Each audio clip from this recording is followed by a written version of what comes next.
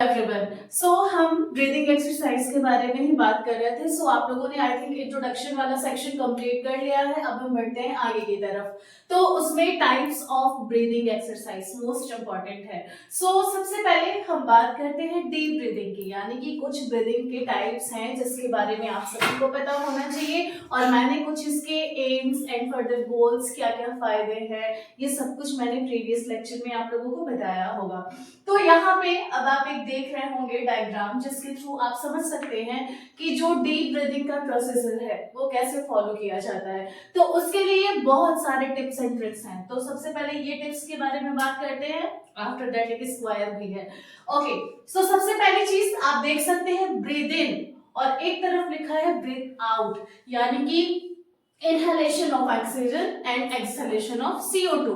ठीक है, तो यहाँ पे एक ट्रिक है 4-7-8 ब्रीदिंग, उसको आप याद रख सकते हैं। अब इसमें होता क्या है, तो 4 काउंटिंग के लिए ब्रीथ को इन करना है, यानी कि 4 सेकेंड तक सांस को अंदर की तरफ लेना है।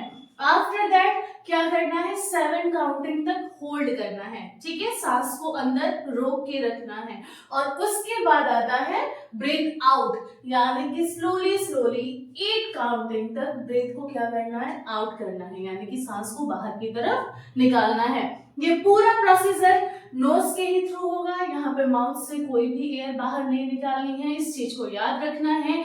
उसी तरीके से जैसे 4-7-8 का ट्रिक है, उसी प्रकार मैंने आप लोगों को एक स्क्वायर बताया होगा, यानी कि 4-4-4-4 याद रखना है। ठीक है, अब उसमें क्या होता है, तो 4 काउंटिंग सांस को अंदर लेना है, यानी कि इनहेलेशन करना है। 4 काउंटिंग तक सांस को अंदर रखना है, यानी कि होल्ड करना है। आफ्टर दैट 4 काउंटिंग तक एक्सहेलेशन करना है, हवा को बाहर निकालना है, और लास्टली 4 काउंटिंग तक सब कुछ उसी समय पे थोड़ा सा स्टॉप डाउन करना है। दैट इसी प्रोसीजर को क्या करना है, रिवाइज करना है। तो इसी को कहते हैं ब्रीदिंग एक्सरसाइज। ब्रीदिंग में भी deep breathing exercise. I think deep breathing exercise को आप लोगों ने बेहतर तरीके से समझ लिया होगा। अब हम चलते हैं थोड़ा आगे की तरफ, तो यानी कि बात करते हैं हम यहाँ पे फर्स्ट लिप ब्रीदिंग के बारे में। आई थिंक आप लोगों को स्क्रीन दिख रहा होगा। ठीक है, सेकेंड टाइप ये है फर्स्ट लिप ब्रीदिंग। अब इसके नाम से पता चल रहा है, फर्स्ट मतलब कि सीटी के आकार का। ठीक है, क्या बनाना है, लिप्स। ठीक है, यानी कि होठ। तो ये जो ब्रीदिंग है, इसमें इनहेलेशन तो हम नाक से ही लेंगे, नोज से लेंगे, बट ड्यूरिंग एक्सहेलेशन हम लिप्स का इस्तेमाल करेंगे। और लिप्स को कैसे इस्तेमाल करेंगे, तो जैसे सीटी का आकार, लाइक सीटी बजाने के लिए जैसे हम लिप्स को करते हैं ना, उस प्रकार का एक आकार होना चाहिए। ठीक है, जैसे आपको इस डायग्राम में देखने को मिल रहा होगा। स्टेप 1, सबसे पहले बॉडी को थोड़ा रिलैक्स पोजीशन पे, सिटिंग पोजीशन पे रखना है। उसके बाद क्या करना है, कुछ सेकंड तक सांस को इनहेल करना है आराम से। ठीक है, बहुत ज्यादा जल्दबाजी में ब्रीदिंग एक्सरसाइज को परफॉर्म करने की कोई जरूरत नहीं है। तो सबसे पहले इनहेलेशन किया, देन क्या करना है, ऑक्सीजन को कुछ देर के लिए अंदर होल्ड करना है, लाइक 5 काउंटिंग होल्ड कर सकते हैं, 6 काउंटिंग, जितनी कैपेसिटी है। और धीरे धीरे जब आप एक पंक्चुअलिटी में आ जाएंगे तो आपकी वो कैपेसिटी क्या होगी, ऑब्वियसली इंप्रूव होगी।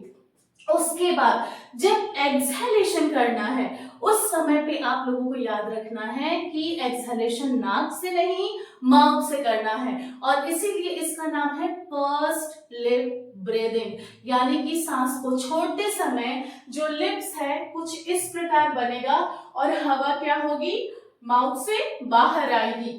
और लास्ट आप देख सकते हैं स्टेप 4 में, ये बहुत बेहतर तरीके से दिखा रहा है कि ये एक व्यक्ति है, इसने सीटी आकार में लिप्स को बनाया है, और फिर एयर क्या हो रही है, बाहर आ रही है। तो यानी कि आपको क्या पता चला, जो फर्स्ट लिप ब्रीदिंग का कंप्लीट प्रोसीजर है, इनहेलेशन नाक से हुई, देन एयर को क्या करना है, अंदर कंट्रोल करना है, होल्ड करके रखना है। आफ्टर दैट जब एक्सहेलेशन करना है तो हमें माउथ का इस्तेमाल करना है, वो भी किस आकार में, फर्स्ट आकार में।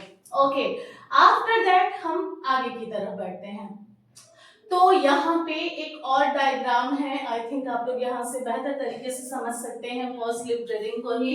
तो ये एक फीमेल है, नाक से क्या किया, इनहेलेशन लिया, देन क्या किया, होल्ड करके रखा, देन क्या किया, सीटी नुमा आकार से माउथ से बाहर निकाल दिया। ठीक है, उसके बाद हम बढ़ते हैं आगे की तरफ, यानी कि बात करते हैं डायफ्राग्मेटिक ब्रीदिंग के बारे में। अब आप सभी को पता होगा डायफ्राम बहुत इंपॉर्टेंट रोल प्ले करता है हमारी बॉडी में। ठीक है, शेप क्या होता है, तो शेप याद रखना है, डोम शेप होता है।